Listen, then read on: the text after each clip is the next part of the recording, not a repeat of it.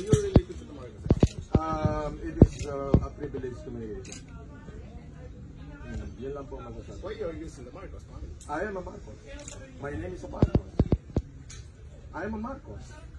Then if you have a problem for me being Marcos, then go to my mother. My mother is still alive. She is the one who gave me the name. Where's your mother? In Cagayan.